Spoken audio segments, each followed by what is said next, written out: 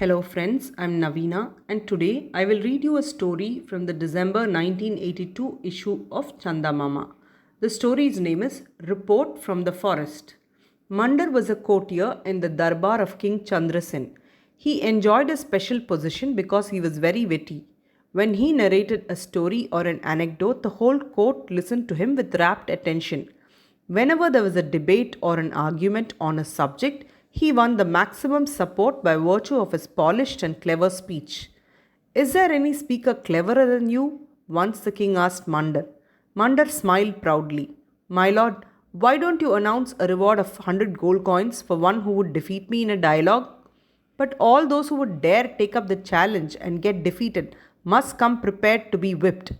The king was taken up by the idea, but he said, no, my good friend, I won't whip those who are defeated, but I must reward him who outshines you in wit. An announcement was made accordingly, a date was fixed for the dialogue. About 20 candidates coming from different parts of the kingdom enrolled themselves for the event. They were lodged in a guest house. Mandar was surprised. He did not anticipate such enthusiastic response to the call. He donned a disguise and met the candidates before the day of the event. He gave them highly exaggerated reports about the genius of Mandar and tried to scare them. Indeed, about half of the candidates decided to withdraw from the contest. Mandar was happy, but he feared one young man named Ajit who seemed extremely suave, witty, and wise. Mandar took him aside and said, my friend, here is the amount of 100 gold coins. Take this and go back home. Ajit was in great need of money. He understood that the giver was none other than Mandar. He accepted the gift and left. In the contest, Mandar dominated all. The king was happy with his courtier. Mandar received a pearl necklace. 3 months passed. The king convened the contest once again. As soon as Ajit reached the guest house, Mandar led him aside and gave him 200 gold coins again. Ajit went back without waiting for the event. A few months later, the king convened the contest for the third time. As Ajit set out for the town, his father said, my boy, beware of others' jealousy, for you have returned with rewards twice. Father, I never had a chance to take part in the contest itself, said Ajit. He then told his father how he had received the money twice. His father grew grave. My son, he said, this is not right.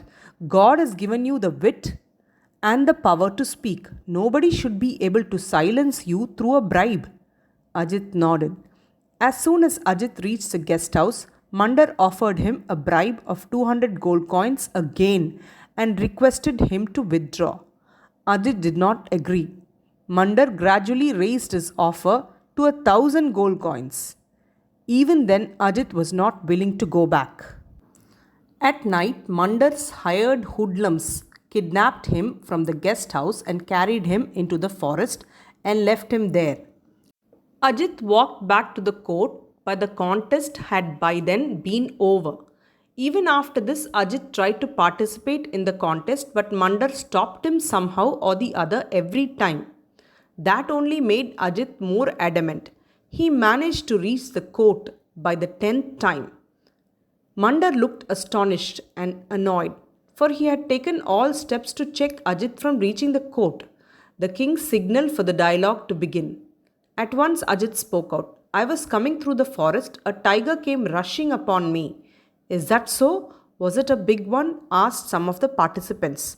Should you not rather ask me how I came here alive? Ajit asked the participants in turn. Right, agreed the king. Mandar looked disturbed. It was because Ajit had already drawn the king's favorable attention. So he fixed a stern gaze on Ajit and observed, you are advising others on what sort of question they should ask? Are you sure of your own capacity to put questions properly? Let us see. I have mentioned a certain incident. Either you ask me some question based on that incident or let me ask you something about it, said Ajit. The king asked Ajit to come forward and take his seat facing Mandar. Mandar asked him, if a tiger rushed upon you, how could you come out of the forest alive? That is a question I have already mentioned myself. What originality is there in your repeating it?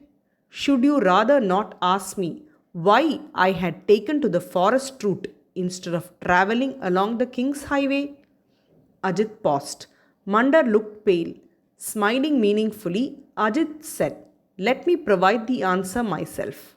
I was obliged to travel by the forest because a certain gentleman had employed some rowdies to stop me on the highway." Mandar looked even more pale. He tried a grin and said, "I won't be surprised if you accuse me of being the fellow who wanted to stop you. But answer me first. How did you escape the tiger? Don't try to bamboozle the king and his court." "Very good. Here is the answer. The gentleman who wanted to stop me had also employed his son and two rowdies in the forest, apprehending that I will take to that route. The gentleman's son did not see the tiger. He suddenly sprang up between myself and the tiger. I took advantage of the situation and climbed a tree. I saw the tiger chasing those other three. I don't know what happened to them. When they were gone, I got down and came here." Ajit's statement had not been over when Mandar was found collapsing. "What is this?" asked a bewildered king. Ajit told him that Mandar swooned away at the report of his son being chased by the tiger. It was Mandar who was stopping him from participating in the contest. The king dispatched his soldiers into the forest, but Mandar's son could not be traced. The king asked Mandar to retire from the court. His place was given to Ajit. Thank you.